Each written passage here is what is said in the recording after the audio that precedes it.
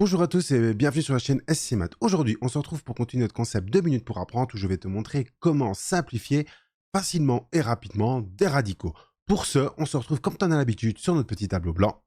Nous y voici. Alors, petit rappel sur les racines carrées. Donc, on va essayer de simplifier ici des écritures. Lorsque, par exemple, on a racine de 9, on rappelle que racine de 9, c'est 3, car 3 au carré était égal à 9. Lorsqu'on doit faire racine de 18, on ne va pas trouver ici un nombre entier qui, multiplié par lui-même, va nous donner 18. Il n'y en a aucun. Voilà, on a un nombre compris entre 4 et 5, mais voilà, on ne sait pas exactement combien cela fait. Alors, que va-t-on faire pour pouvoir simplifier racine de 18? On va transformer 18 en un produit où un des facteurs est un carré parfait. Alors, on va être dégressif.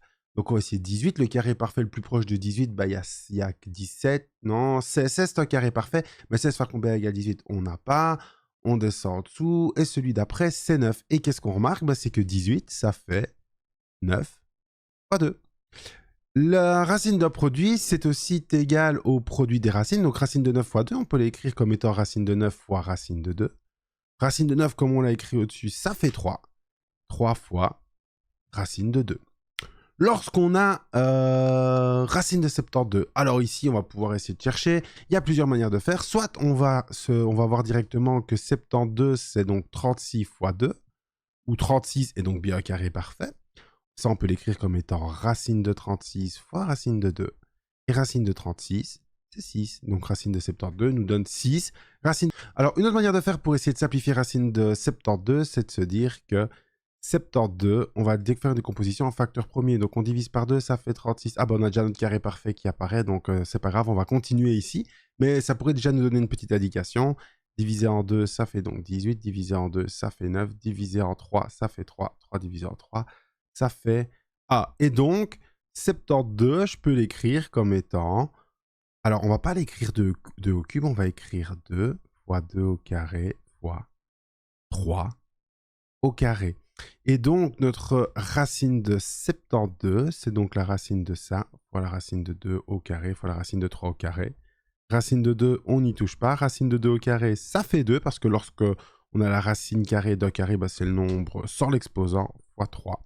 Et 2 fois 3, ça donne 6 racines de 2. Voilà une autre façon de faire pour pouvoir simplifier une racine carrée. Et là, on a une autre propriété, une petite propriété pour la faire de la manière la plus simple possible. Lorsque vous avez la racine d'une lettre, donc d'une variable, à un exposant pair, bah alors la lettre, avec son exposant pair, pour pouvoir la simplifier, on va la sortir de la racine simplement en divisant l'exposant en 2.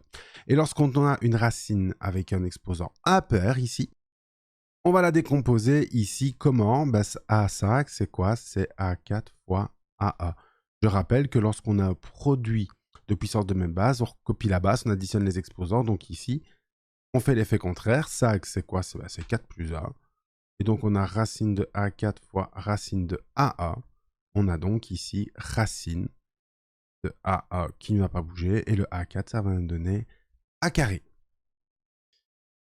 Alors voici. Ici, on a pris un peu de temps, on a essayé de prendre le moins de temps possible pour t'expliquer comment simplifier rapidement des racines carrées. On a évité ici toute la théorie qu'il y avait derrière, on a vraiment essayé d'aller droit au but. C'est le but de ces petites vidéos-là. On peut également se permettre des petits abus de langage, des petits abus d'écriture pour essayer d'arriver le plus rapidement possible à notre solution, ici à notre simplification et essayer de comprendre. Donc pour simplifier une racine, lorsqu'on a un nombre, ben, j'essaye de le décomposer en un produit où un des facteurs est un carré parfait.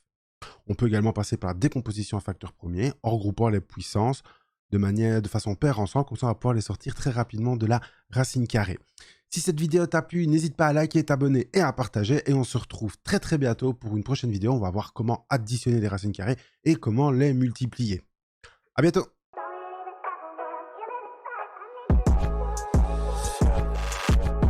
Les maths ont plus de secret pour toi. Avec SC Math, on est là.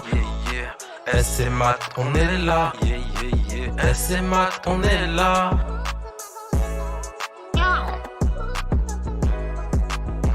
Abonne-toi.